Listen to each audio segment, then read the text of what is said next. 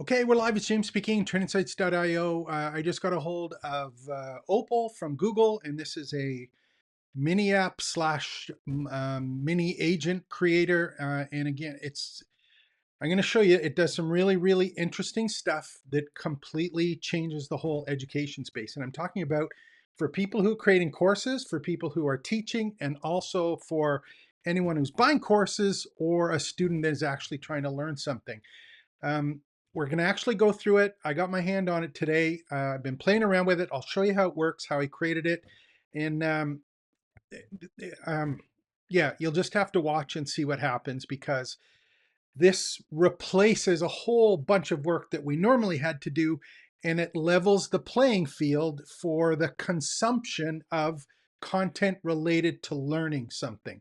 And I'm going to show you some of the examples came up. All of this stuff is available in a cheat sheet, trainingsites.io/join. If I'm talking quickly, because I just played for this with this for a half hour, and my head is spinning on what is capable in this. So if you're not familiar with it, again, I'll go as quickly as I can, show you some examples, some live demos. The part that's interesting with this, I think for everyone, is if you're not technical, what you can do now is actually describe what you want a mini app slash agent to actually do. And Google Opal basically creates the agent or mini app for you. And these are shareable.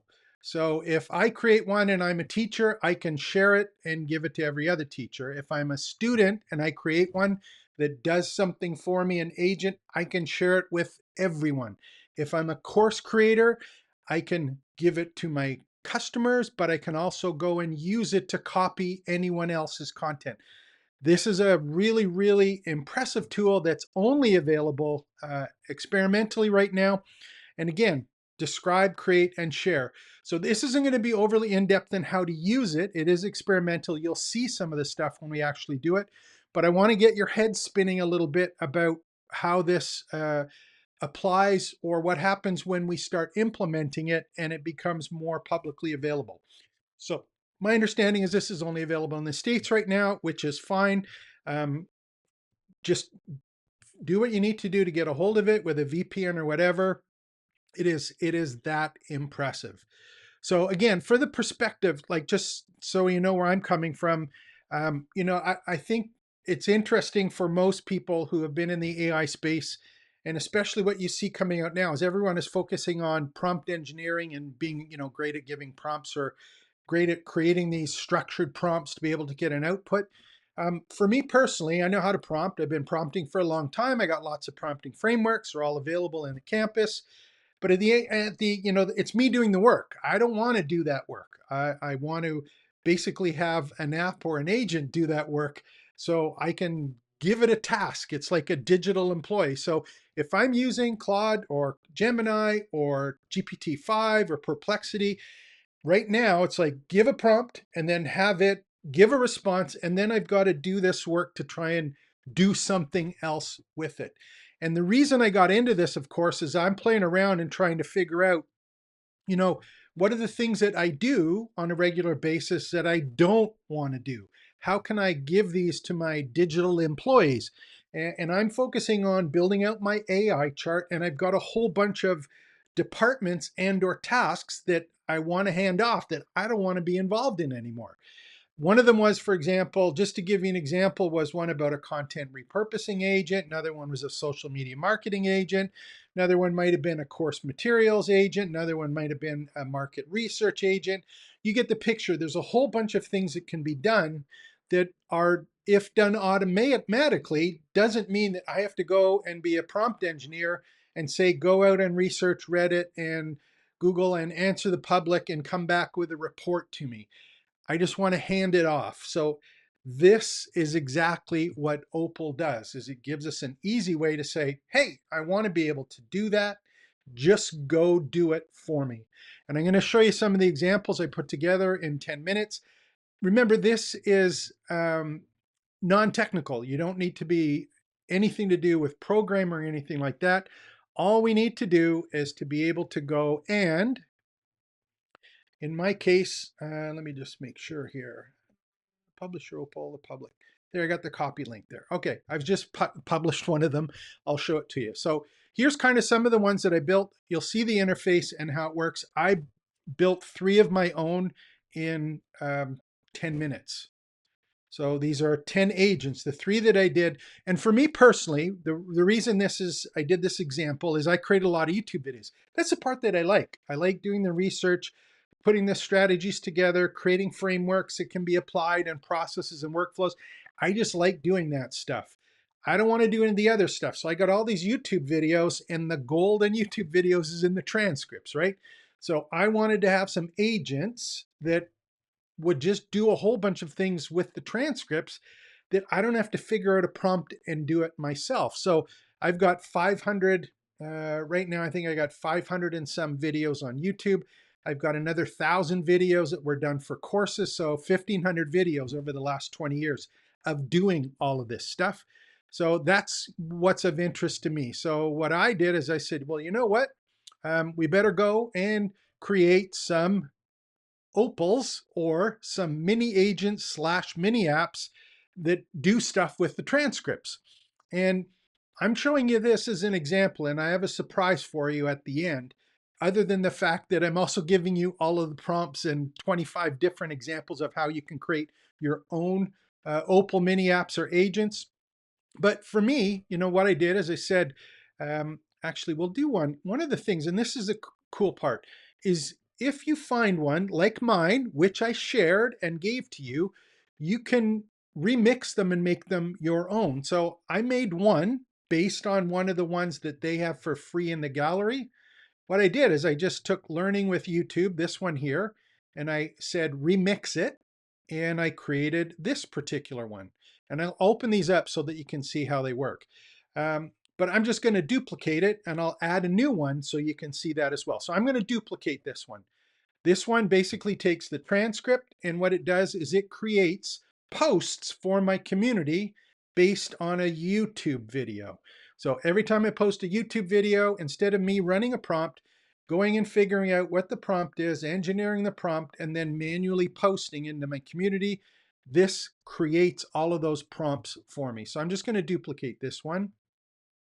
And you'll see that it's remixing in the bottom, and it's going to open up. And when it opens up, this is the interface for these mini agents or mini apps for you. And it's pretty straightforward. And the part that is important to us doing all of this stuff, and again, I'll see if I can make this bigger for you. We might have to move the screen around. You see at the top, it has user input, generate, and output, and add assets. So these are the 4 things that are important. And you may hear the word nodes, for example. This yellow one, see where it's kind of yellow? That's an input. They've got the video URL, which is an input. They've got the video URL, which is an input. They've got this one called generate, and those are the ones that have the little star by them, right? So those are the things that Gemini does. They do the the cool stuff. And then we've got the output, which is how it actually gets output. So we've got a visual way to actually drag and drop or add inputs, add things that we want Gemini to do, add outputs that we want, add assets. I don't want to get involved with that. It's something really simple. I want it to do something new and unique. I remixed this one, but I want it to do something a little bit different with the transcripts. And this is what I actually put together. I did do a list of, there's the one I just did actually right here. This is a community builder app. I put 25 of these together. And again, I have them for you. They're available here at trainingsites.il/join. All of this material is there for you to download and use and play around with. So this one here was the community builder one. Let's do this one here. So maybe this one's a little bit easier. One of the things is when you're teaching all of this AI stuff, my personal belief is that you give all the AI tools and the prompts to the people that are buying your courses you're trying to teach. But you as the teacher, the instructor, the mentor, the guide, what you've got to do is you've got to be the one that actually goes and says, let's apply this. Let's implement it. I'm going to keep you accountable. So let's do one that creates practical applications from the YouTube script. So I did one of these up as an example, and it says create an app that takes a YouTube video URL as an input. It should get the video transcript and convert the main topic into a use case exercise. The exercise should have 4 parts: real world scenario, specific challenge for the learner, a list of required skills to solve it, and clear deliverables on what the learner needs to submit. Okay, so again, did I come up with this prompt? No, of course not. I asked Gemini to create some particular tasks that I don't want to do, ones that I'm often doing when I'm prompting. I just want to hand this off to my digital employee. So I'm going to copy this one, and you're going to see why I'm going to copy it. Remember, I did a duplicate of the one previous, this one here. If you look in the bottom, see right here where it says suggest and edit. This is a remix of a previous one, right? So what I'm going to do is I'm going to first of all change the name. See where it had YouTube Community Builder Remix? I'm going to say, this case, I'm going to change it to YouTube Use Case Creator. So I'm giving it a new name for my Opal. And again, remember, this is a draft right now, and this is experimental. It's not perfect at this point. And you can see that I've got app and editor. This is the app on the right-hand side. This is the editor here, but I don't want to do that technical stuff. So I'm just going to paste in that instruction here. Okay. And in my case, I just want to say, let me get rid of this one. I'm going to say,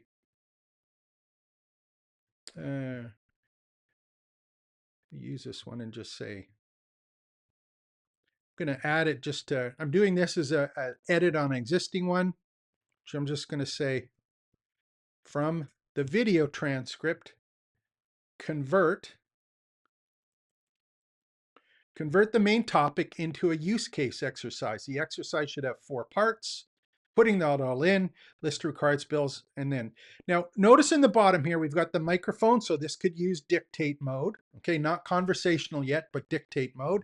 And in my case, I just put it in, and there's other things that are available to me here. One is that I can fit to screen, resize it, minimize it. You'll notice on the right-hand side, it's got console, step, and theme. This was the original one that I created here on the left-hand side.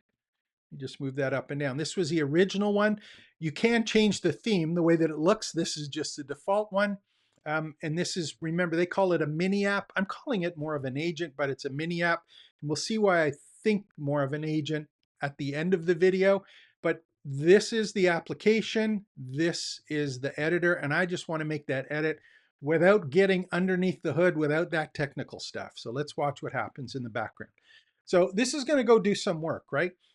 Normally what would happen if you were using a tool, as an example, something like N8N or Lindy or a number of them, they all started off with using that visual editor where you drag and drop pieces and connect pieces together.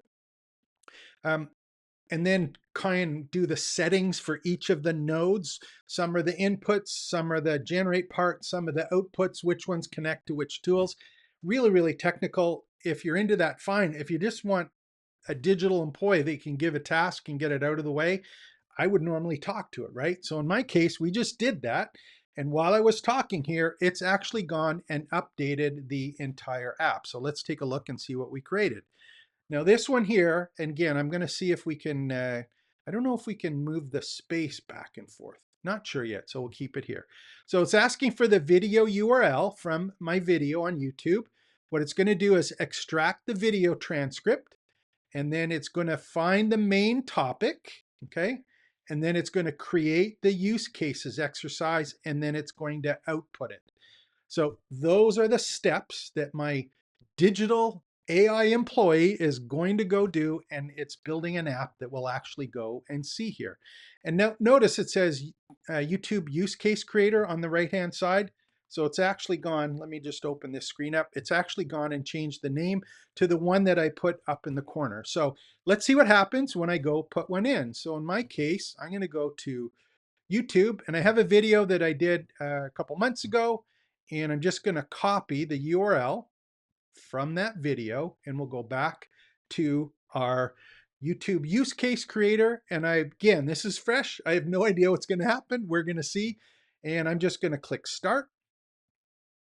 It's going to say, hey, put in your YouTube URL. So I'm going to paste that one in. There it is. And then I'm just going to click go. And then this is going to run in the background. And you'll notice that there's a little it'll let you know the progress bar here. You'll see the preview, the console, the step, and the theme. If you want to go under the hood and actually see what Gemini is doing and Opal is doing in the background, you can look in the console. I really don't care about that. I just want it to work at the end, so we'll go and let it be. Now, while that's happening, sometimes, obviously the video, if it's a big long video, it's a big long transcript, it's going to take longer. If you're asking it to do 5 things as opposed to 1 thing, it's going to take longer. In the 4 or 5 that I've done before this video, it went pretty quickly. So we'll see what happens moving forward on that. And it is starting, the progress bar is moving forward. Now, while that's happening, and we're actually going to do this at the end, you notice that there is a share app. So if I did create these and I wanted to share them, I can share it to someone else. It gives me a public or private URL that this mini app is actually on. So do you want to sell these? Do you want to make them available to your students? Do you want to make them as part of the courses that you create that you're monetizing? And there we go. You can see in the bottom, it's doing the use case content created. And you'll notice that it's going through the steps. Got a little bit of a highlight on this one. As it finishes that one, you'll see that it moves over to the output of it. This is a stunning change and growth from what the transition is of learning how to prompt to learning how to leverage AI agents and get rid of all of those tasks that can be done by using AI and tools, allowing it to complete a task without our personal attention. And I'm doing these as a bunch of individual agents. I'm going to show you a little workflow at the end and use case exercise HTML. So it's just creating the actual preview here. And this is going to be interesting to see what happens. I haven't run this before. I think it's going to be a really cool one. I'm just going to go, and I'm in the meantime, I'm just going to go make sure I have that URL again. I'm going to copy it and we'll pull it up here. See what my, oh, there we go. There, I can move that bigger. There we go. So this one is adapting content creation strategies for the era of AI agents and real world scenario. There's my use cases and required skills. Okay. Look at the bottom. Pay attention to the bottom. Just by my head. Share output, download file. So I can download the file here. And there it is as an HTML page that's available to me. The other thing I can do up at the top is I can share the app. I can publish it. I can make it private or public. This time I'll make it public and we'll actually see what happens here. View share permissions. There we go. I got a copy link. So APA app URL copy to the clipboard. So this is available, and I would think it's through Firebase or some of the stuff that they do with the other Google suite of all of these Gemini-enabled tools, but I'm going to copy the link and close it. And in my case, what I'm going to do is I'm going to go to Google Gemini, where I have a whole bunch of listing ones that I put together, which we'll cover in a second. Lesson plan one, quiz creator, analogy creator, practical application. There's my use case one. I'm going to put this in so that you have it.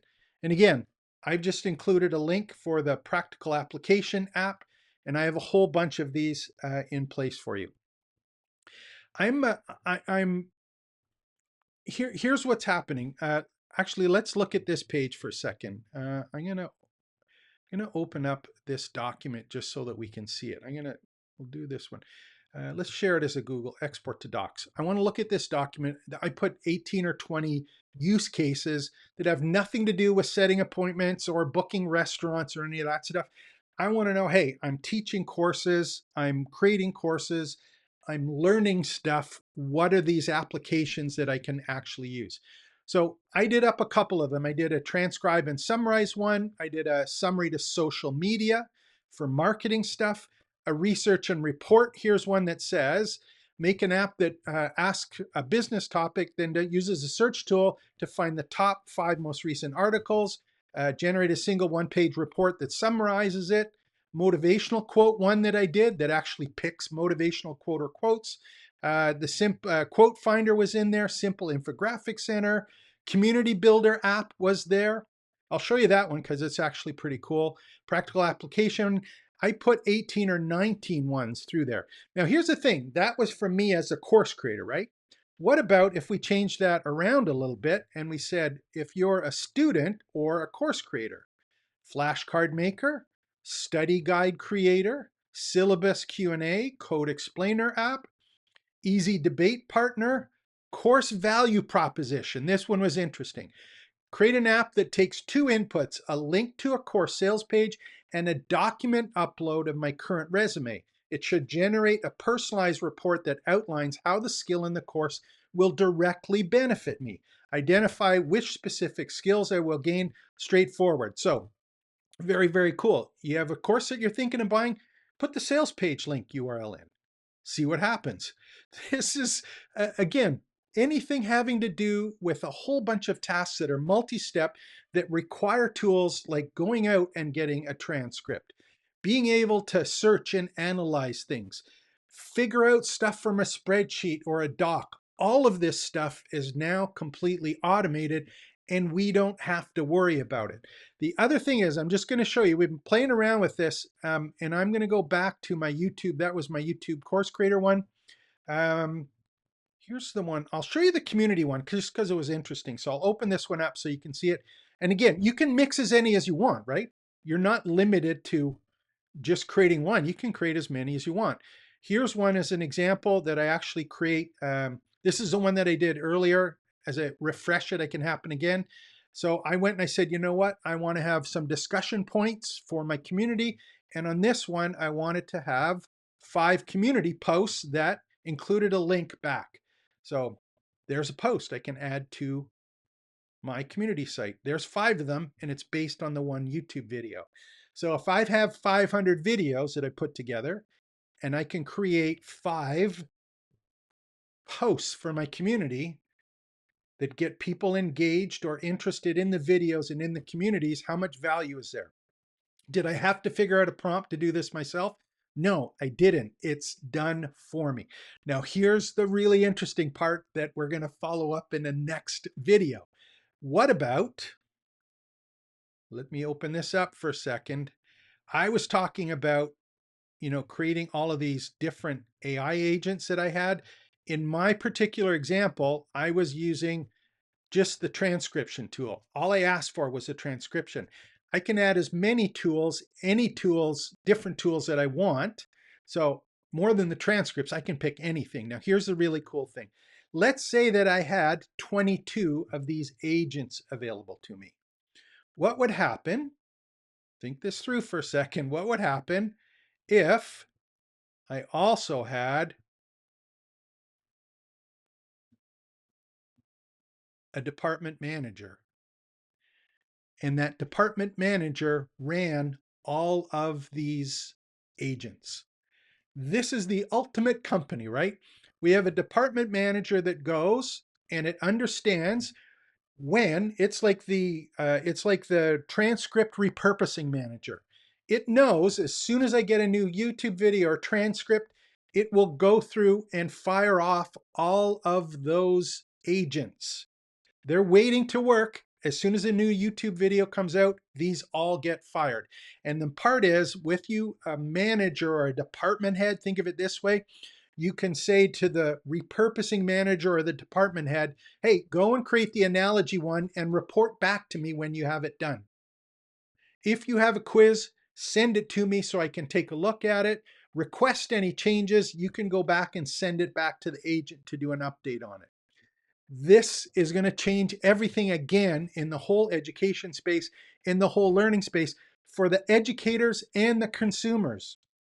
All of the things that we hated to do, all of the things that take so much time, energy, and effort, all of the things that were so technical, they're not required anymore when you have your team of agents, your digital employees, and a manager taking care of them, whether it be the YouTube repurposing department head, the social media posting head, the materials for your community head. You get the picture. All available, and it's available in Opal, which is out now, and it's experimental. If you haven't already, just make sure, and I'll open this screen up again so that you can see it. This is Opal, and if you go to Google for developers, you'll see it. And also if you go to Opal, um, let me just see which one it actually is. Yeah, it's opal.withgoogle.com. Sign up. It's free. Again, it's experimental. My understanding, it's only available in the States right now. But this stuff, again, coming out, it's here. This is not something that's going to disappear. And remember that you and your students are going to have access to this before the end of the year. This is James speaking. Hope you enjoyed this. I'm having a blast with all this stuff. If this makes sense to you, make sure to give me a thumbs up, put the comments below, join trainingsites.io/join. Share your story about how you are starting, building, and growing your education business. Take care and expect the best.